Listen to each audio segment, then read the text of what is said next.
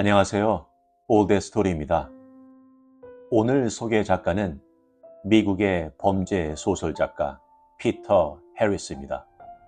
지난 영상에서 소개해드린 바가 있는 엘신 앤 그라팡, 그리고 로버트 커티스처럼 큼지막한 장편은 없지만 추리와 범죄 단편 소설로 꾸준하게 신문, 잡지, 미국 추리협회의 비주류 작가로서 꾸준히 활동을 했습니다. 오늘 소개 작품은 등산길에서의 죽음입니다. 한 부부가 등산길에 오르는데 아내가 사망하는 내용으로 전개가 됩니다. 그럼 편안한 마음으로 감상하세요.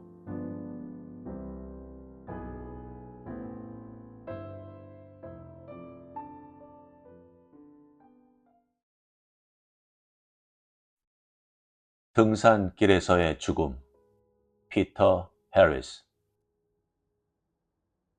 그들은 탁구대를 치웠다. 토요일이었지만 그날 저녁은 댄스 파티도 열지 않기로 했다. 자기가 그런 게 아니라고 지배인은 경감에게 말했다. 바로 그날 아침 존슨 부인이 계곡에서 시체로 발견된 만큼 손님들은 다소 경의를 표해야 한다고 생각했던 것이다. 호텔 분위기를 이해하실 겁니다. 지배인은 말했다. 존슨 부인은 이곳에 온 지 일주일밖에 안 됐지만 부인은 손님들 간에 인기가 썩 좋았습니다. 어떻게 보면 너무 좋았다고 할 수 있지요. 무슨 말이요? 경감이 물었다. 그건 지배인은 머뭇거리며 말했다. 부인은 매력이 있었고 남자 손님 중 한두 분은 부인에게 다소 지나친 관심을 쏟고 있었죠. 그러던 중 가장 무도회에서 조금 말썽이 생긴 겁니다.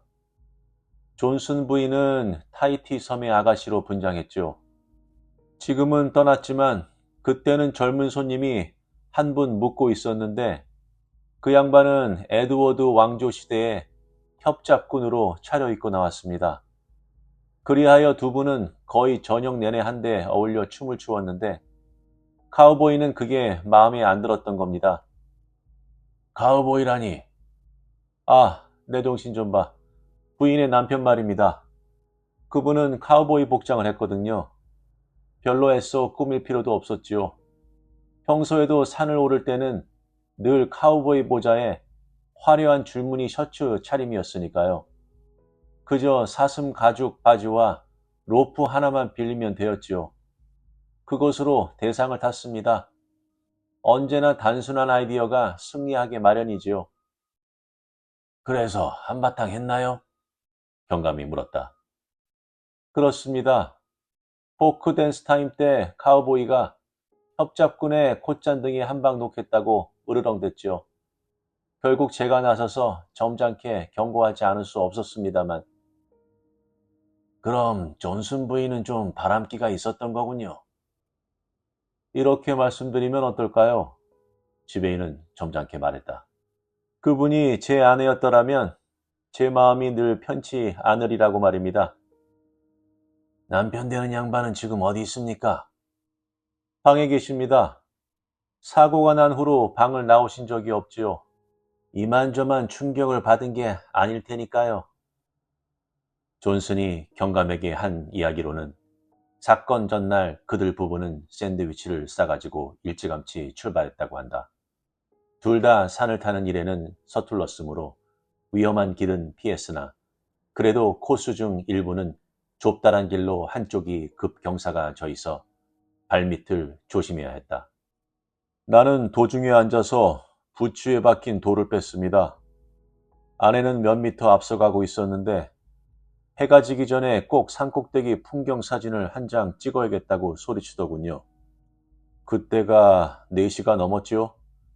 절벽 일부가 튀어나와 시야를 가렸기 때문에 아내는 길 가장자리로 바싹 다가서야 했습니다. 그래도 괜찮다고 생각하셨습니까? 경감이 물었다. 정신을 차려 뜻밖의 사고만 조심하면 위험할 게 없었습니다. 그래도 조심하라고 했죠. 이윽고 찰칵하고 셔터를 누르는 소리가 나고 아내는 됐어요. 하고 말했습니다. 그 순간 무슨 일이 벌어졌는지는 정확히 모릅니다. 신발끈을 메고 있었으니까요. 아내는 아마 발을 헛디뎠던 모양입니다. 비명을 듣고 내가 고개를 쳐들었을 때는 아내의 모습은 이미 사라지고 없었어요. 정말이지 미칠 지경이었습니다. 카메라도 함께 떨어졌겠군요. 아닙니다. 존스는 열띤 어조로 말했다. 그건 제가 갖고 있습니다. 아내가 중심을 잡으려다 놓쳤는지 길에 떨어져 있더군요. 필름을 현상해 보시면 사고 당시 아내가 정확히 어디 있었는지 알 수 있을 겁니다. 두 분 다 사진을 잘 찍으시나요? 경감이 물었다. 아니요, 별로 찍을 기회가 없었습니다. 셔터를 누를 때는 해를 등져야 한다는 것 말고는 사진의 사자도 모릅니다. 찍을 때마다 필름을 감아줘야 한다는 건 물론 알고 있습니다만. 그는 책상으로 가더니 서랍을 열었다. 이겁니다. 구식의 싸구려 카메라였다. 그저 4, 5미터 앞에서 친척들 사진이나 찍는다면 모를까. 몇 킬로 떨어진 산의 정치를 담기에는 어림도 없는 물건이었다. 이런 곳으로 원경을 찍으려는 사람은 오로지 낙천주의자밖에 없다는 것을 그 자신 사진을 꽤 다루어 본 경감은 잘 알고 있었다. 그러나 어찌하랴. 휴양지는 그와 같은 낙천가들로 가득 찬 것을. 카메라 뒤쪽에 붉은 파인더에 6이라는 숫자가 나타나 있었다. 필름을 감지 않으신 모양이군요. 경감이 말했다. 6번 필름이 부인이 떨어지기 직전에 찍으신 거겠지요? 그렇습니다. 조사가 끝나면 원판은 돌려주시겠죠? 제게는 소중한 추억이라서요. 사고 현장까지 함께 가주실 수 있으리라고 생각합니다만. 언제든 좋습니다. 오늘 오후로 하지요. 그 운명이 시간과 같은 시각에 현장에 도착할 수 있도록 말입니다. 경감은 부관인 경사에게 필름을 주어 보내고는 점심 식사 후 존슨과 함께 산으로 올라갔다. 좋기 2시간을 걷고 나자 경감은 이런 일에는 훈련이 부족했음을 절감했다. 이 부근입니다. 문득 존슨이 말했다. 아내는 저기 서서 사진을 찍었지요. 저는 여기 앉아 신발끈을 메고 있었고요. 경감은 아래를 내려다보았다. 계곡까지는 먼 거리였다. 해는 어느덧 저물기 시작하여 두 사람의 길다린 그림자가 길 위에 그로테스크하게 뻗어 있었다. 사진을 찍은 당신 부인은 어느 쪽을 향하고 있었나요? 경감이 물었다. 존스는 산꼭대기를 가리켰다. 저쪽입니다. 해를 등지고요. 그들은 호텔로 돌아왔다. 경감은 발에 생긴 물집을 의식하며 다소 절룩거렸지만 존스는 자신 있는 걸음으로 성큼성큼 앞서갔다. 경감은 이미 현상된 사진을 들고 돌아와 있었다. 경감은 지배인실에서 사진을 검토했다. 30분 뒤 그는 존슨의 방문을 노크했다. 호라비는 보따리를 꾸리고 있었다. 떠나실 건가요? 경감이 물었다. 상관없으시다면 여긴 이제 너무 울적해서요. 부인과는 얼마나 심하게 다투셨나요? 경감이 지나가는 말처럼 물었다. 다투다니요. 부인이 다른 손님과 바람을 피운다고 의심하지 않으셨던가요? 아, 그거요. 존슨이 말했다. 가장 무도회 때 있었던 일을 갖고 그러시나 본데 뭐 별일 아니었습니다.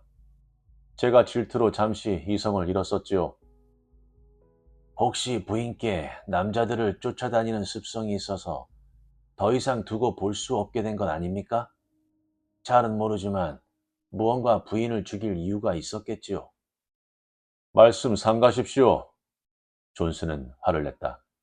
경찰이라고 무고한 사람에게 함부로 죄를 씌우는 거 아닙니다.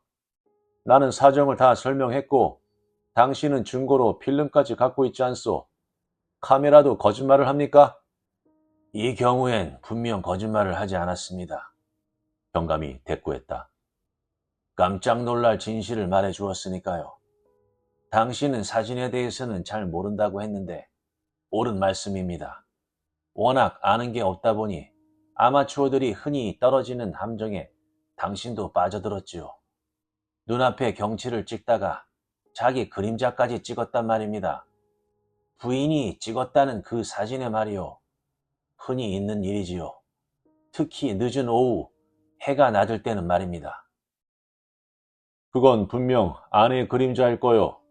존슨은 소리쳤다. 그럴 수도 있겠군요. 부인이 카우보이 모자를 쓰고 있었다면 말입니다. 경감이 말했다.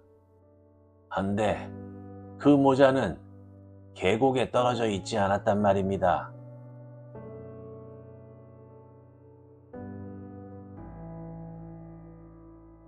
어떠셨나요? 결국 완전 범죄는 성립되지 않는 모양입니다.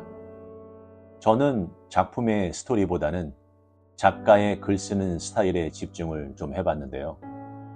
특히 형사가 사건을 파악하면서 이미 답과 결과를 알고 남편 존스에게 계속적인 질문을 하는 부분이었습니다. 그래서 그 질문 한마디 한마디가 어떠한 단서를 찾기 위함이 아니라 답변하는 사람의 의도와 의중과 그리고 무엇을 감추려고 하는지를 알아내려는 노력이 돋보였습니다. 결국 우리가 많은 무기를 가지고 있다면 그만큼 무슨 일이든 좀 더 여유롭게 움직일 수 있다는 것이겠죠. 그렇다면 여러분은 어떠한 무기로 여유를 누리고 계신가요?